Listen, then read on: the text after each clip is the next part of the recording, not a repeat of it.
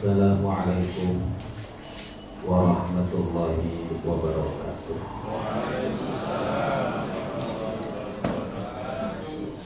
Bismillahirrahmanirrahim. Alhamdulillahirabbil alamin. Assalatu wassalamu ala asyrafil anbiya'i wal mursalin Sayyidina wa habibina wa syafi'ina wa maulana Muhammadin wa ala alihi wa sahbihi ajma'in. Subhanaka la ilma lana illa ma 'allamtana innaka antal alimul hakim. La haula wa la quwwata illa billahil aliyyil azim. Amma ba'du. Bapak ibu-ibu, mari sama-sama kita baca doa, ikuti setelah saya.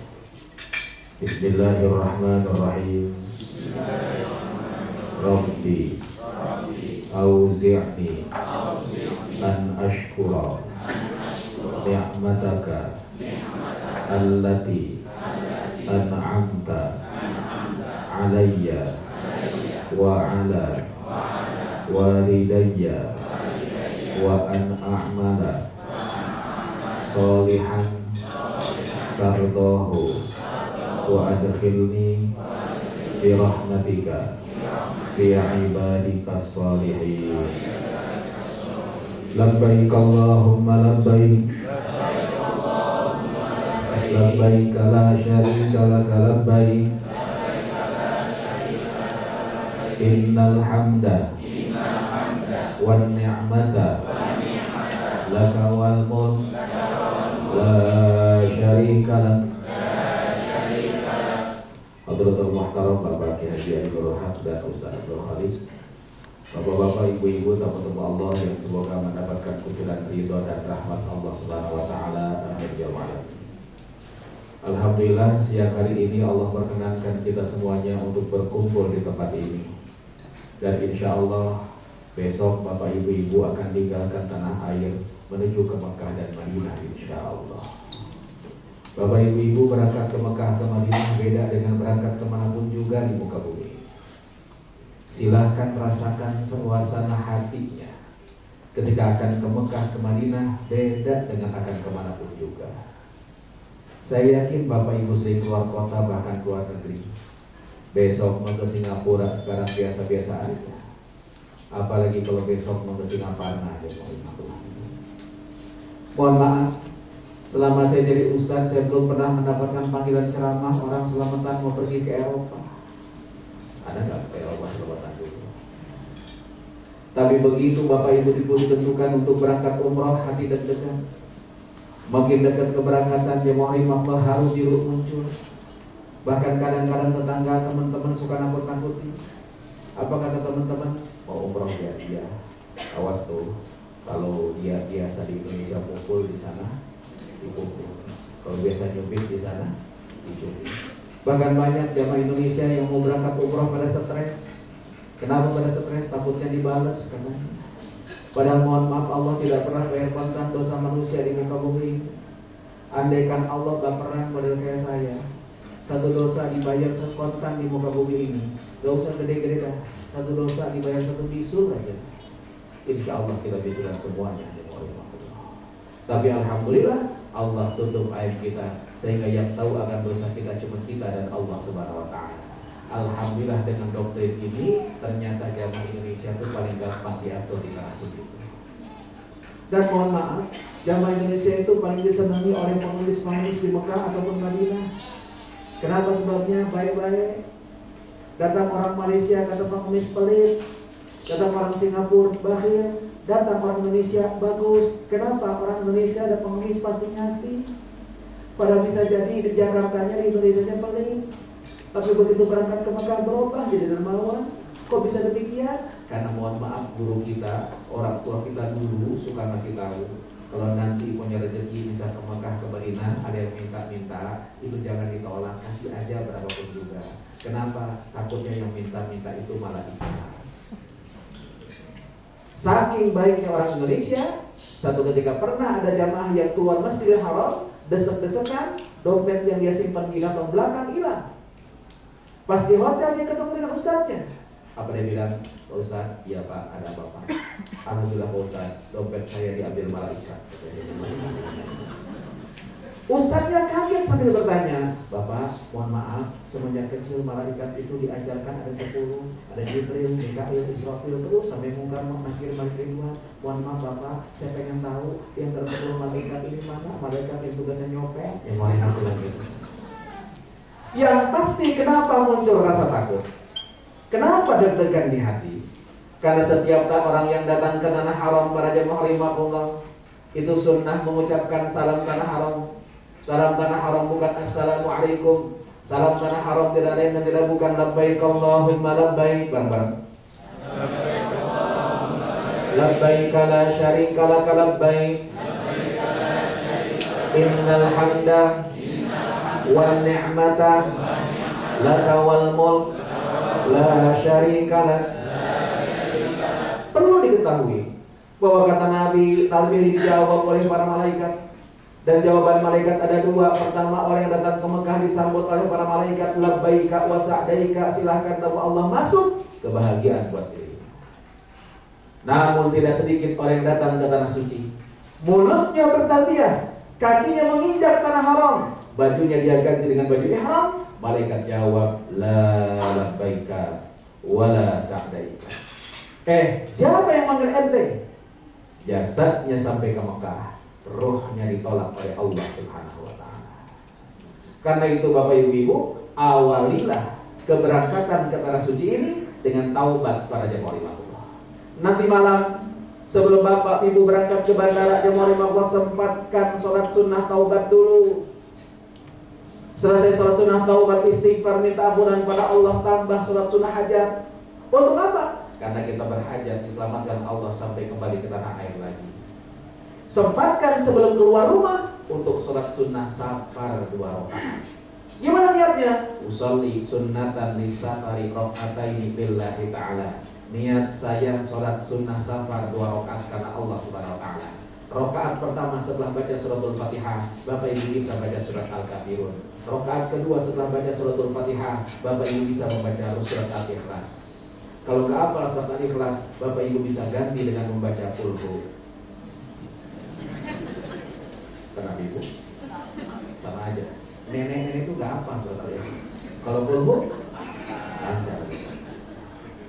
Insya Allah besok Bapak Ibu kita akan terbang pada jam 9.35 dengan GA 968. Insya Allah pesawatnya akan terbang pada jam 9.30 pagi. Bapak Ibu mohon 3 jam sebelum keberangkatan, jam 6-an kira-kira sudah ada di bandara. Ustaz di mana tuh di bandaranya? Di Terminal 3. Ustaz yang namanya Terminal 3 kan gede, di mana di Terminal 3-nya? Bapak Ibu cari, begitu turun masuk Terminal 3, restoran namanya Sate Khas Senayan. Apa? Sate Khas Senayan. Kumpul di depannya. Jadi bukan di dalam itu.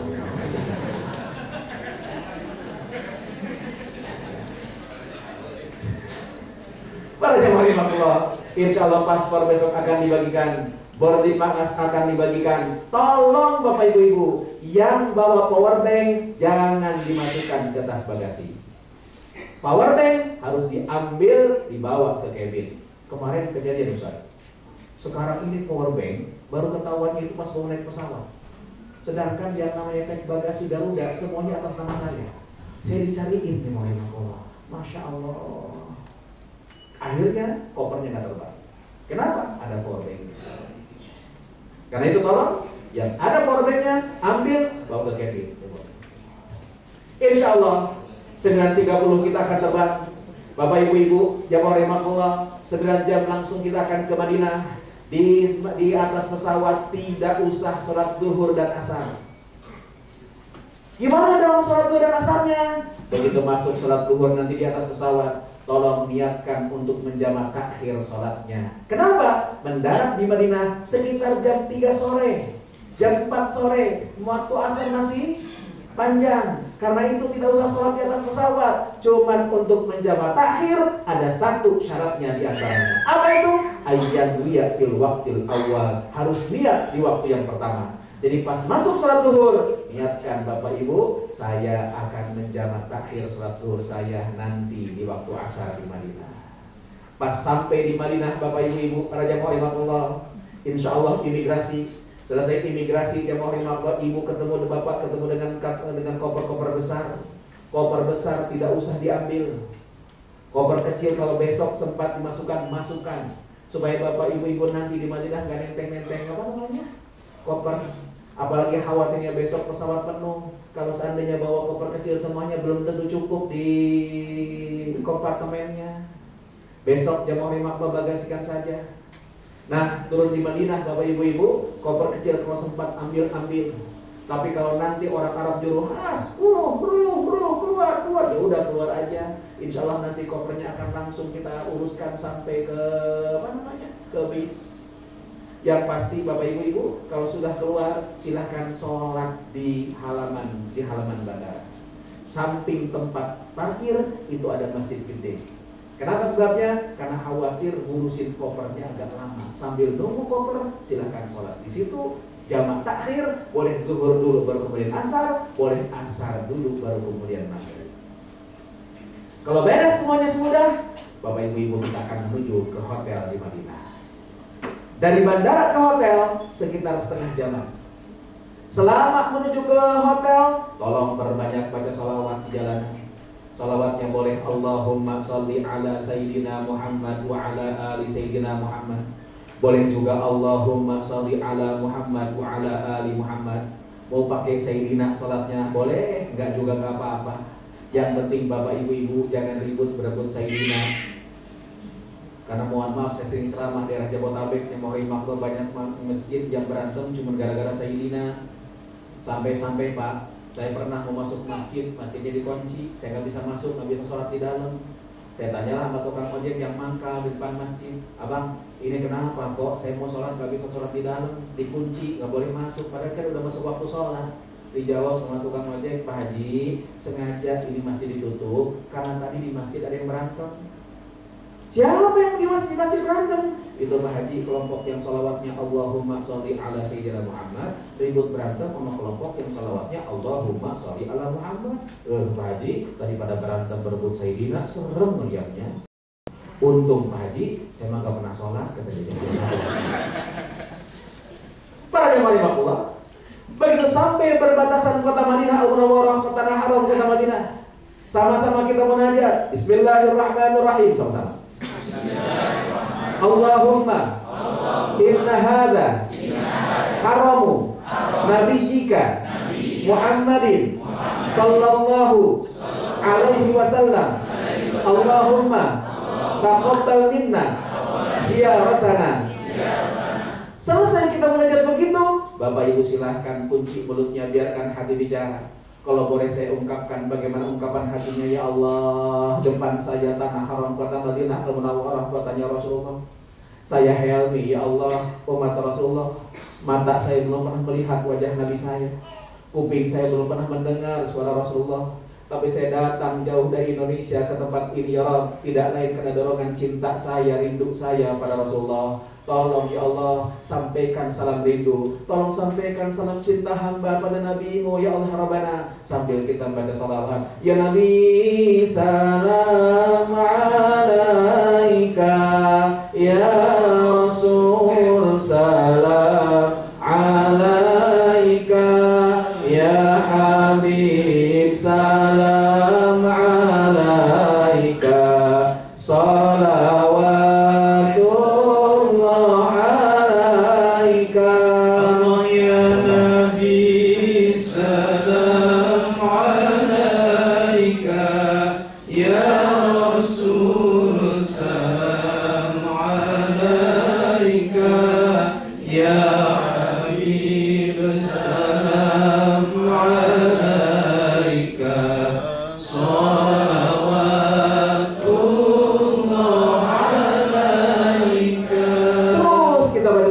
Sampai depan hotel kita. Sampai hotel, koper kecil silahkan ambil ke kamar masing-masing. Sedangkan koper besar jemaah rahimakumullah, insya Allah akan diantarkan ke depan kamar masing-masing. Bapak Ibu, mohon maaf, kita landing jam 3 sorean, mungkin ke hotel 2 jam kemudian sekitar jam 5-an sampai ke hotel di Madinah. Mohon maaf Bapak Ibu, Biasanya sering terjadi kendala kalau sore-sore sebelum maghrib kita sampai di hotel. Apa itu? Kuncinya belum siap semua. Kenapa dia warahmatullah? Ini hotel yang check out sehotel, yang check in sehotel. Check out time-nya jam 12. Tapi kenyataannya mereka sholat zuhur dulu, baru keluar jam 2, jam 3-an. Bisa dibayangkan kita datang jam 4, kunci belum tentu siap semua. Mohon maaf Bapak Ibu, kalau ini kejadian, Pak, Bu, koper kecil simpan di lobi. Nanti panitia yang akan menjaga. Silahkan Bapak Ibu sholat maghrib dan isya di apa namanya? Di Masjid Nabawi. Itu lebih nyaman dibandingkan kita nunggu di lobi. Itu para jemaah. Karena setiap kali kelemahannya kalau sore datang ke Madinah selalu demikian. Biasanya kunci itu baru siap ba'da isya. Kenapa? Karena memang yang check outnya sehotel Bapak Ibu. Itulah para jemaah. Para jemaah, insya Allah malam Jumat kita di Madinah Bapak Ibu. Para jemaah, yang terpenting di Madinah tidak lain dan bukan ziarah ke makam Nabi kita Muhammad SAW. Untuk ziarah ke makam Nabi ini, bapak-bapak kita bisa langsung kapanpun juga. Ibu-ibu kesempatan untuk masuk Masjid Nabawi dekat makam Nabi sekarang terbuka luas. Karena ba'da subuh steril Masjid Nabawi, perempuan yang masuk. Ba'da isya laki-laki dikeluarkan, perempuan yang masuk. Itu para jemaah. Tapi untuk ke Raudhah itu harus pakai tasreh. Tasreh itu apa? Surat izin. Apakah yang akan nguruskan surat izinnya? Insya Allah. Doakan saja semoga tasrehnya, surat izin masuknya dapat. Amin ya Rabbal. Kenapa sebabnya? Karena memang sekarang ini lagi teror, Pak. Banyak yang nggak bisa keluar tasrehnya. Semoga besok Allah perkenankan diberikan kemudahan sehingga kita bisa masuk Raudhah. Amin ya Rabbal. Tapi kalaupun enggak, yang penting saya katakan ziarah ke makam Nabi kita Muhammad SAW. Bapak-bapak, besok kalau mau ziarah ke makam Nabi, mau sholat di Masjid Nabawi, wabil khusus sholat di Masjidil Haram, tolong pakai baju yang terbagus. Masa dipanggil bupati pakai dasi, dipanggil bos pakai jas keren rapi, kondangan pakai batik paling keren, giliran sholat pakai kaos oblong, ada tulisannya lagi di belakang kopi kapal api. Astagfirullahaladzim. Para jamaah rahimakumullah, kalau sempat masuk Raudhah, alhamdulillah masuklah Raudhah. Jamaah rahimakumullah, laksanakan sholat sunnah mutlak di situ 2 rakaat. Kalau masih punya kesempatan, sholat sunnah lagi 2 rakaat. Sholat apa? Sholat sunnah hajat. Lalu Raudhah tempat yang paling mustajab. Silahkan munajat di Raudhah ini. Yang kata Nabi, ma baina baiti wa mimbari raudhatun min riyadil jannah. Antara rumahku dan mimbarku bagikan taman di antara taman surga. Masuk ke situ. Sekarang harus pakai surat izin. Entah aplikasi ataupun pakai tasreh kita. Kalau sudah beres di Raudhah jamaah rahimakumullah, bapak-bapak silahkan ziarah ke makam Nabi kita Muhammad SAW. Ibu-ibu silahkan lewat kubur Nabi kita untuk ziarah ke makam Nabi. Sambil jalan lewatin kubur Nabi, kita ucapkan salam. Salamnya bagaimana? Bismillahirrahmanirrahim. Sama-sama. Assalamu alayka ya Rasulullah. Assalamu alayka ya Habiballah. Assalamu alayka ya Safwatallah. Assalamu alayka ayyuhan nabiyyu wa rahmatullah wa barakatuh. Assalamu alayna wa ala ibadillah as-salihin. Ashhadu annaka ya Rasulullah jahadta billahi haqqa jihadihi wa nasahta al-ummah wa addaita al-amanah wa ballaghta ar-risalah. Allahumma ati sayyidana Muhammadan al-wasilata wal fadilata wa ba'athu maqama mahmuda alladhi wa'adtahu innaka La tukhliful mi'ad. Saya yakin gak ada yang hafal. Tenang, tidak usah khawatir para jemaah rahimahullah. Yang dianjurkan sambil jalan kita depan makam Nabi, Bapak Ibu, tuh gambarannya jemaah rahimahullah. Minimal adalah ucapan salam Allah kepada Rasulullah. Bagaimana salam Allah kepada Rasulullah? Salawat tiap subuh suka mengajarkan. Wa ilal muntaha rufi'ta kariman wa sami'tan nidaa alaika salam.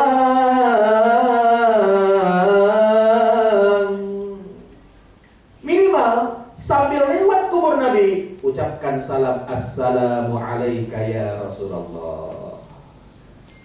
Salam ini Bapak Ibu dijawab sama Rasulullah.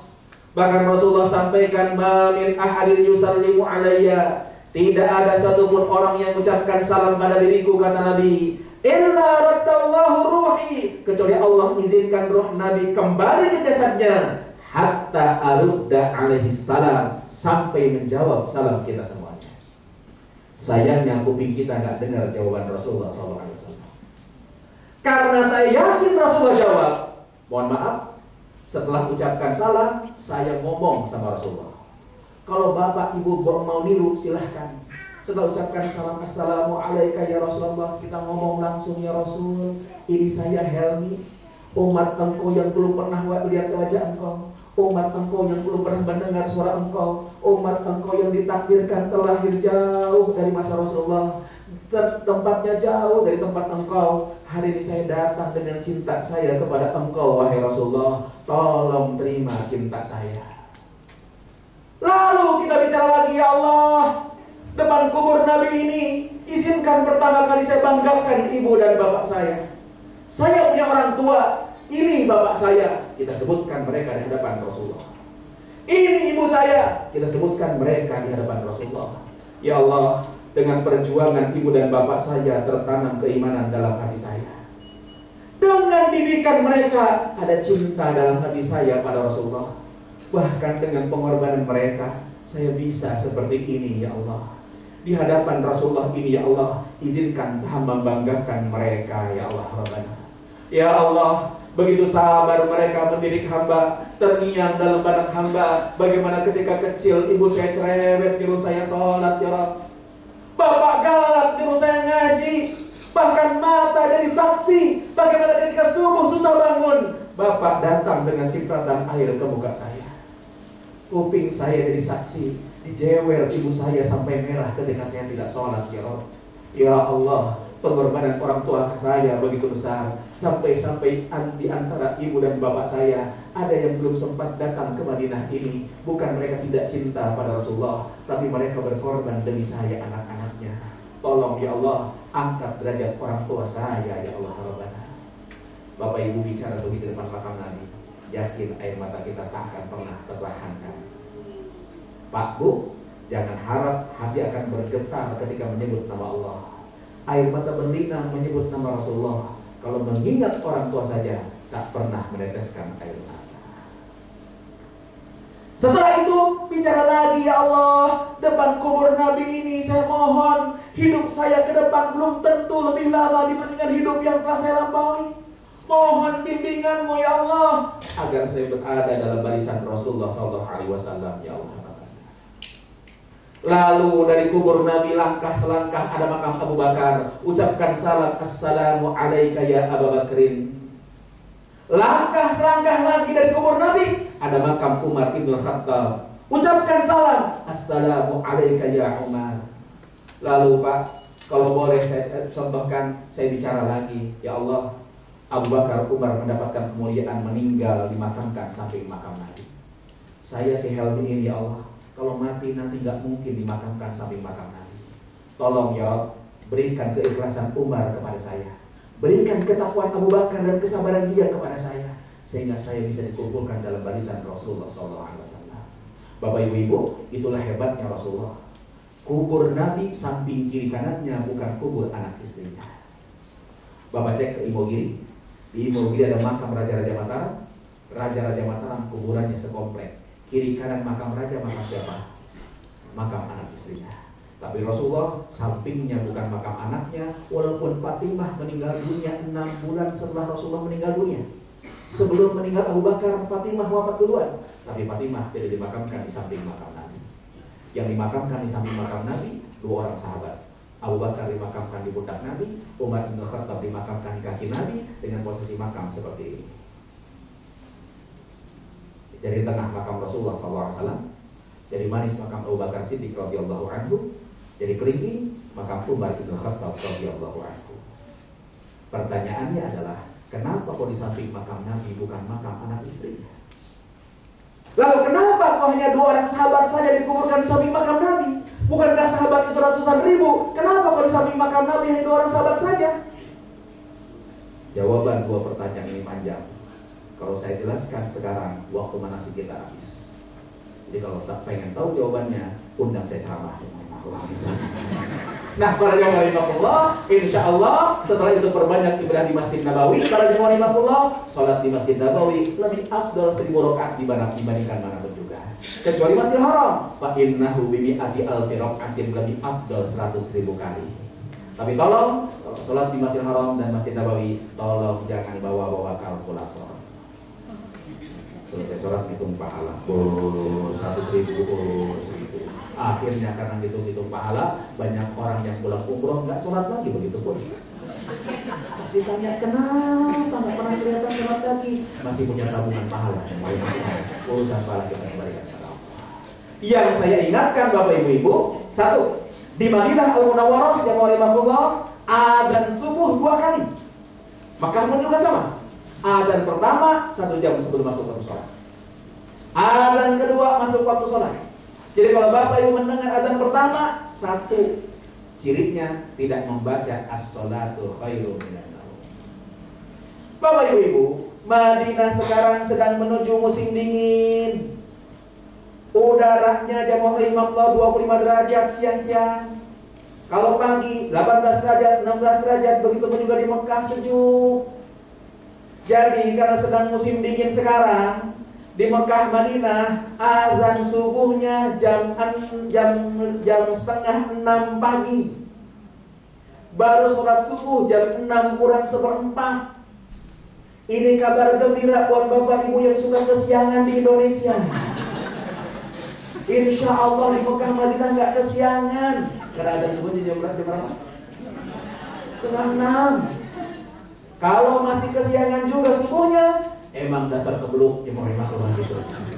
Nah, para jamaah rahimahullah, yang kedua yang saya ingatkan, hari Jumat besok di Madinah, insya Allah imam Masjid Nabawi itu di sholat subuh suka membaca surat As-Sajdah.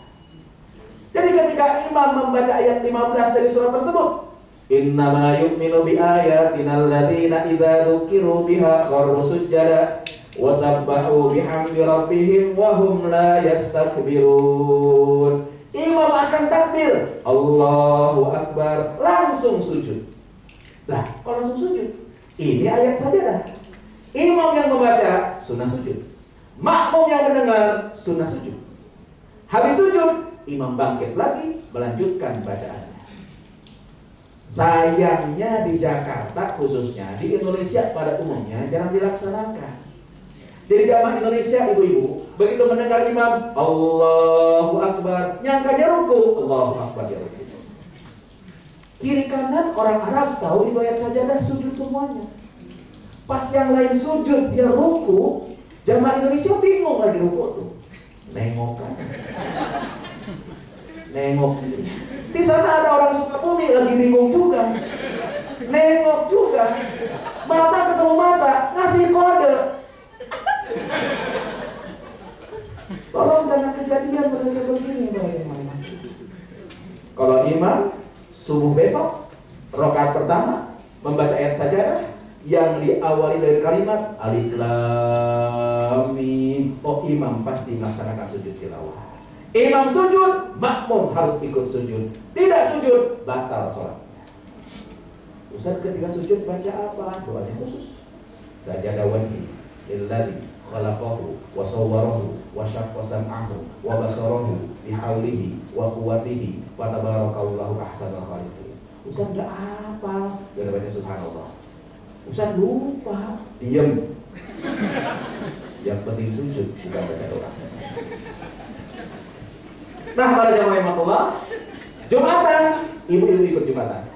Dan kalau ibu-ibu sudah Jumatan, ibu-ibu sudah tidak usah sholat zuhur lagi, insya Allah. Bapak ibu-ibu, di Madinah juga nanti akan diatur untuk keliling ziarah ke tempat-tempat bersejarah. Akan ke Masjid Quba, ke Masjid Qiblatain insya Allah, ke Uhud insya Allah, jamaah rahimakumullah, bahkan ke Kebun Korma. Jadi urusan oleh-oleh bereskan di Madinah. Kenapa sebabnya? Nyaman di Madinah. Ibu berangkat sholat zuhur nggak bawa apa-apa, pulang bawa kresek dan lain-lain. Asar bawa lagi. Tuh, mohon maaf, 3 hari di Madinah kali 15 kali 15 kresek. Insya Allah penuh ya, mohon maaf. Jadi urusan oleh-oleh bereskan di Madinah. Di Mekah susah lagi ketemu yang begitu-begitu. Paling banter ketika pulang nanti di Jeddah masih ada insya Allah. Kurang juga ada tambah. Nah, para jamaah rahimakumullah, insya Allah 3 malam bapak ibu-ibu akan di Madinah, tinggal di hotel Movenpick, makan pagi, makan siang, makan malam, insya Allah semuanya di hotel, insya Allah. Baru nanti di harian ketiga, Jumat, Sabtu, Minggu, hari Minggu kita akan tinggalkan kota Madinah.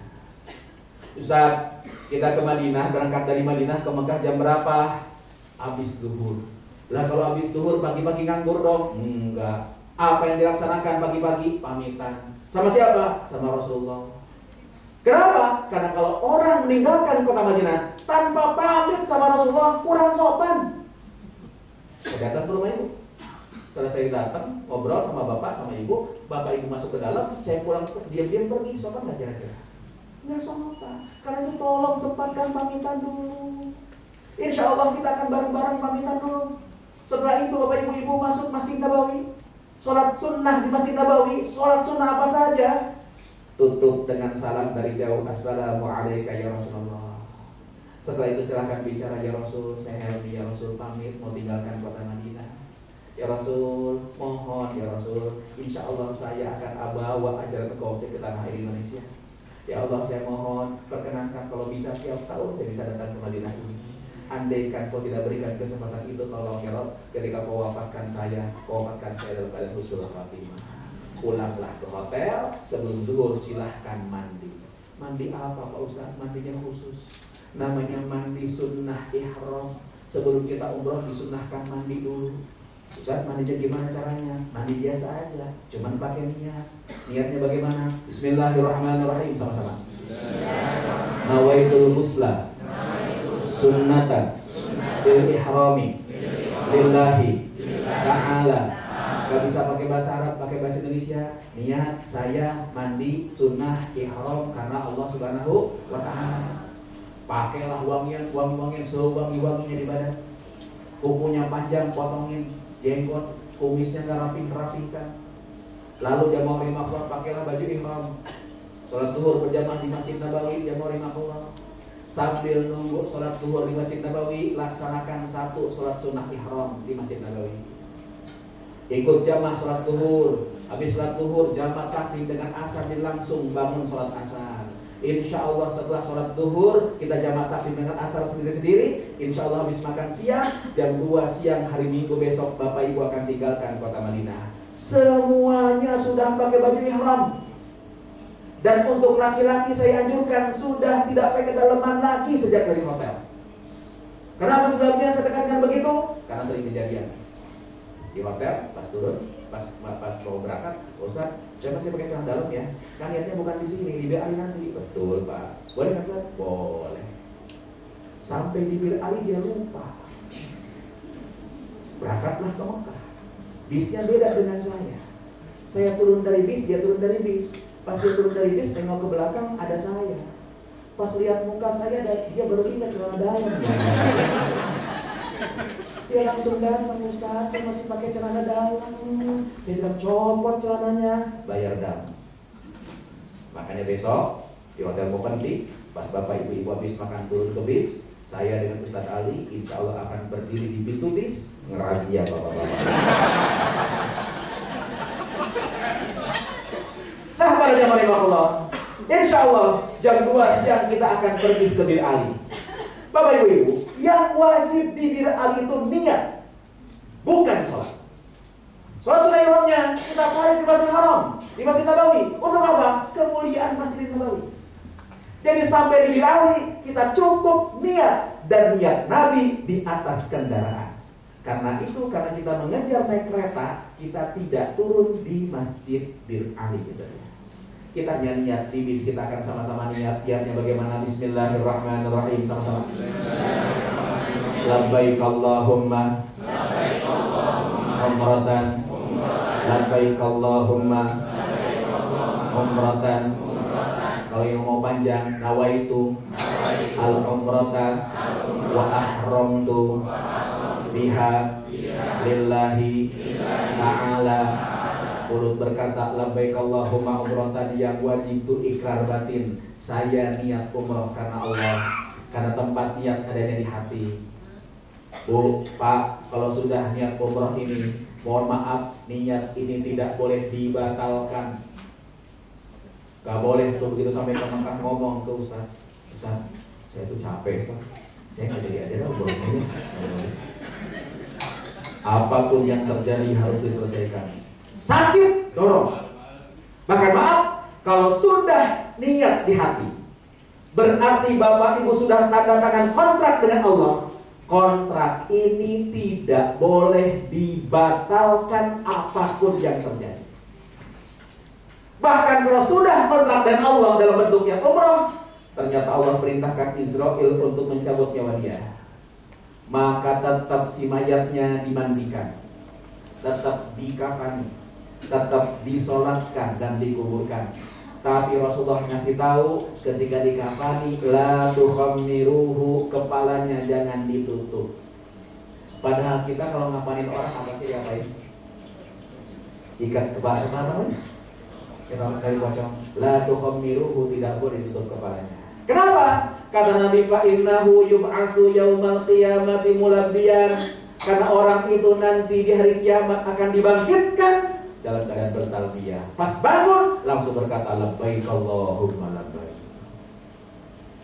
Masya Allah. Ada yang mau daftar nggak kira-kira besok? Kira-kira nggak ada yang mau daftar. Para jamaah Allah, kalau sudah niat umrah ini, maka larangan-larangan ihram berlaku. Ingat, larangan ihram itu berlakunya setelah niat. Laki-laki tidak boleh menggunakan tutup kepala, pecinya copot. Laki-laki kadang-kadang pakai kacamata. Kacamatanya nggak ada dipakai di sini, tapi ditaruh di kepala. Maaf, meletakkan sesuatu di atas kepala kena dam. Kalau ini kepala bukan. Ini jidat, Seperti jidat bukan masalah. Apa di atas kepala? Laki-laki dilarang menggunakan sendal yang nutup tumit. Nih, ini harus terbuka. Ustaz, bagaimana saya pakai sendal gunung yang ada apa namanya? Talinya. Begitu mau niat, injek belakangnya. Ustaz, laki-laki dan perempuan, laki-laki dilarang menggunakan pakaian yang berjahit. Pakaiannya cuma 2 helai, bawahnya disarungkan, atasnya diselentangkan. Ustaz, bagaimana? Kemarin saya jalan-jalan ke Tamrin City, ditawarin katanya ini celana dalam untuk ihram, nggak ada jahitannya, boleh nggak dipakai? Boleh, tapi bayar dam. Lo kok bayar dam? Karena baju ihram 2. Kalau pakai itu, perempuan dilarang menggunakan tutup muka, termasuk tutup muka cadar.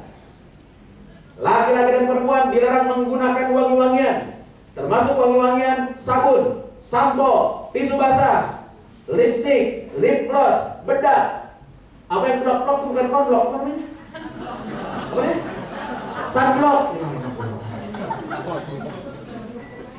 Ustaz, gimana kalau minyak angin, minyak rampak, PPO, balsam, Apitson?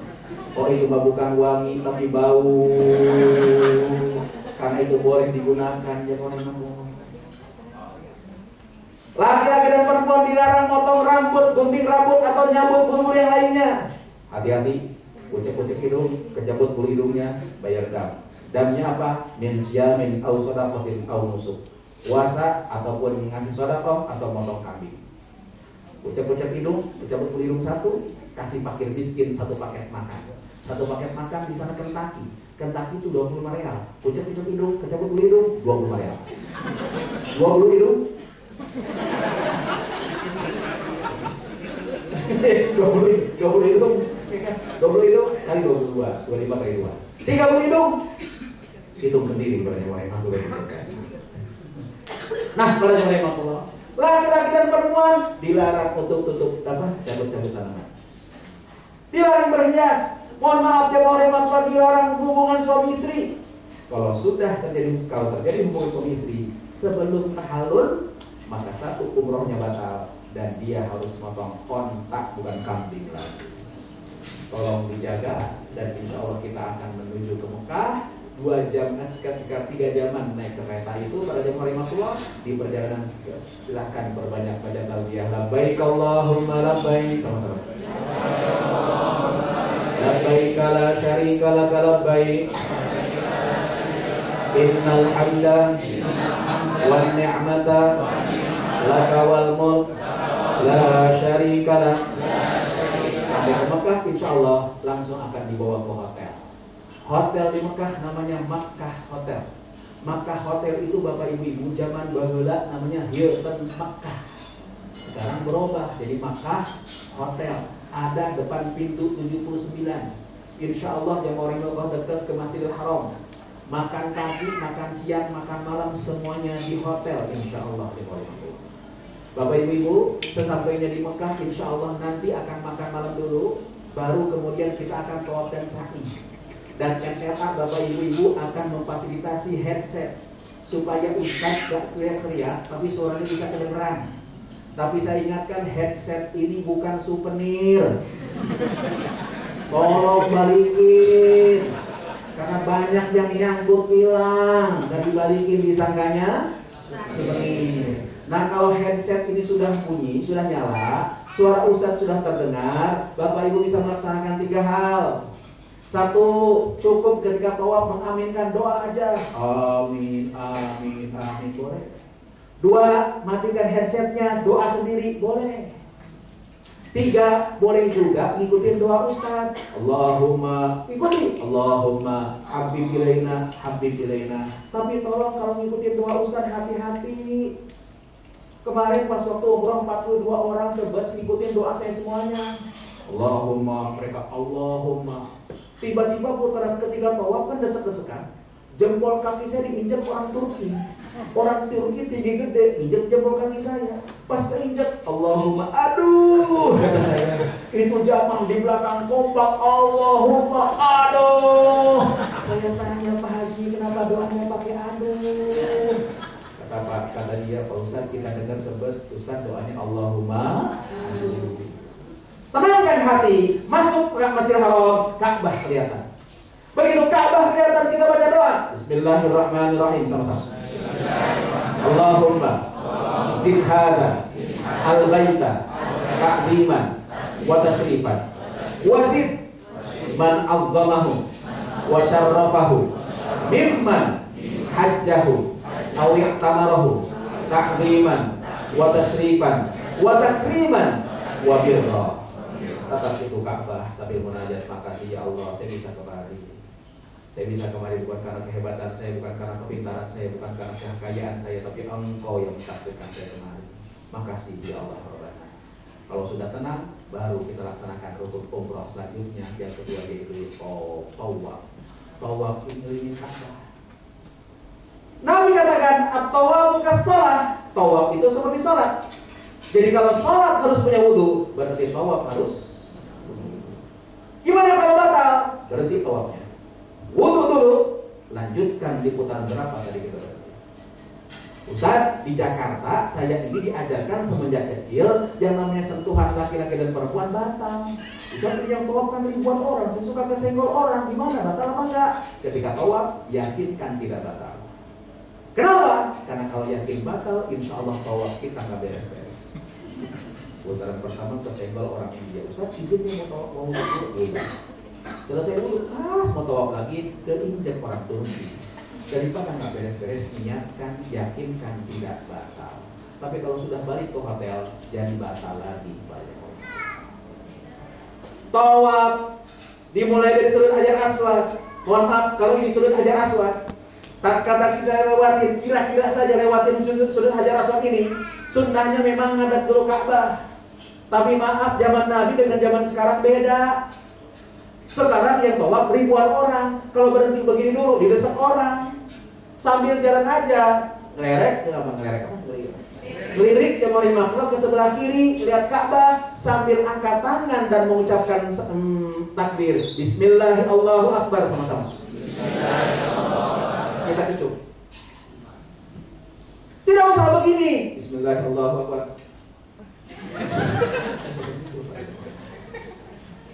Bapak ibu-ibu, maaf, Hajar Aswad ini Rasulullah memberikan 3 pilihan. 1, cium. 2, sentuh. 3, salam dari jauh. Jadi salam dari jauh insya Allah termasuk nyium Hajar Aswad ini. Karena itu tolong jangan paksakan nyium Hajar Aswad. Wabil khusus untuk laki-laki. Karena laki-laki sekarang yang boleh tawaf di sekitar Ka'bah hanya yang pakai baju ihram. Bisa dibayangkan pakai baju ihram gak pakai daleman, desek-desekan nyium Hajar Aswad, tiba-tiba tertarik bawahnya. Kiamat sugro jamorimakumullah. Dan juga jangan kejadian sebelum pandemi. Saya jam 12 malam masuk Masjidil Haram, Pak. Tiba-tiba ada jamaah dari masjid keluar. Bapak-bapak, kakek-kakek lah kira-kira. Bajunya berantakan, kancingnya copot, kantongnya sobek, kepalanya aut-autan. Percis habis tawuran. Saya tanya, Bapak dari mana itu aut-autan kayak begitu? Dijawab, habisnya Hajar Aswad, Ustaz. Masya Allah, kok bisa begini? Gimana ceritanya? Ustaz, perjuangan luar biasa. Udah deket Ustaz, orang kusir desak sebelah kanan. Saya pukul beratnya Ustaz. Dia mundur ke belakang. Udah deket lagi Ustaz, orang kusir desak kepalanya. Saya sikut kepalanya Ustaz. Dia mundur ke belakang. Akhirnya itu Hajar Aswad kebuka, saya ciumin. Nikmat betul Ustaz lama. Saya komentar, hey man, how can you get beauty if the way is not beautiful? Apaan tuh? Tolong Bapak Ibu, jangan paksakan yang Hajar Aswad, lewatin yang haram-haram.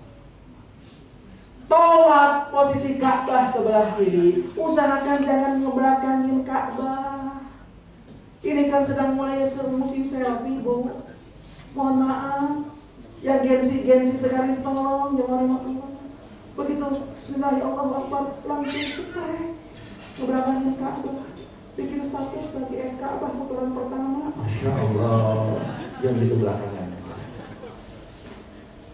Pak, tawaf tidak ada doa yang wajib dibaca. Yang sunnah dibaca tasbih. Subhanallah. Subhanallah.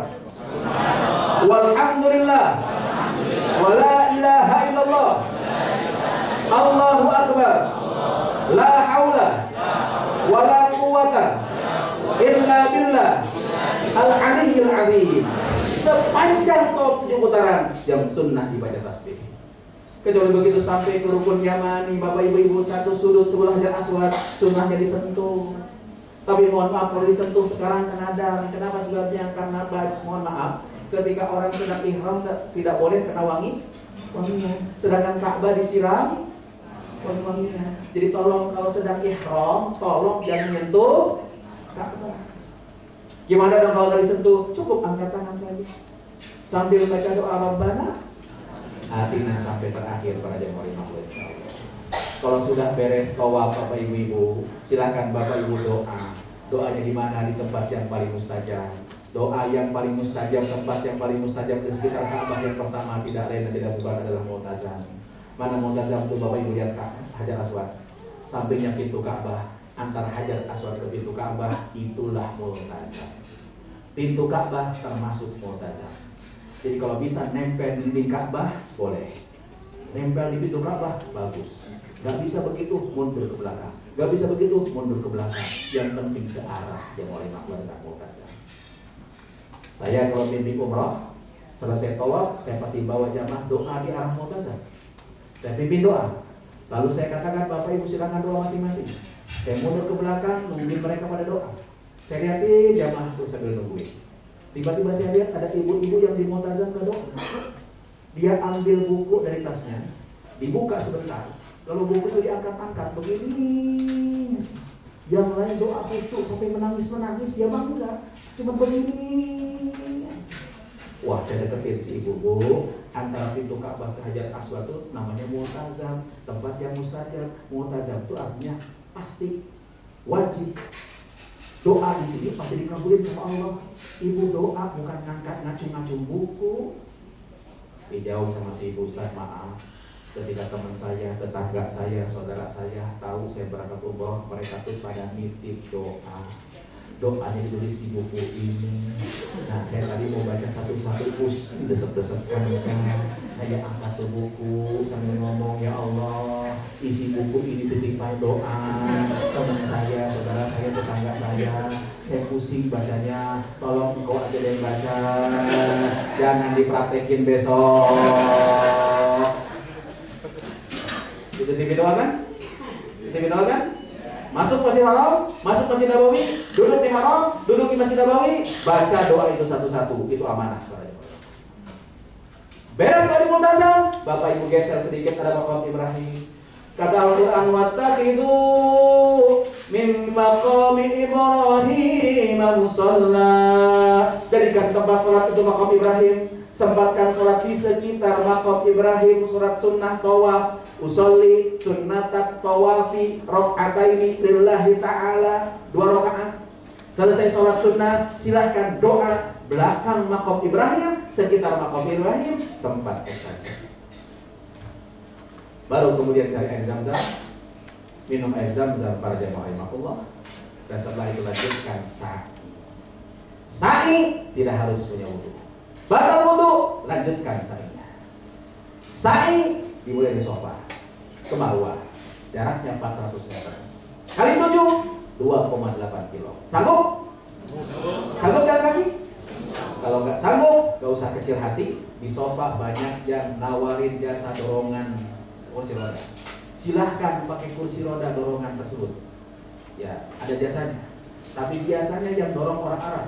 Dan kalau yang dorong orang Arab, insya Allah didorongnya nggak pakai rem. Takut di situ didorong nggak pakai rem, naik ke lantai 2. Di lantai 2 ada seputar, bisa dipakai. Yang pasti sofa ke Marwah dihitung 1. Marwah ke sofa 2. Sofa ke Marwah 3. Marwah ke sofa 4. Marwah ke sofa ke Marwah 5. Marwah ke sofa 6. Sofa ke Marwah 7. Awalnya di sofa dan akhirnya di Marwah. Antara sofa dan Marwah ada lampu hijau. Dulu Hajar lari di situ karena nggak bisa lihat anaknya.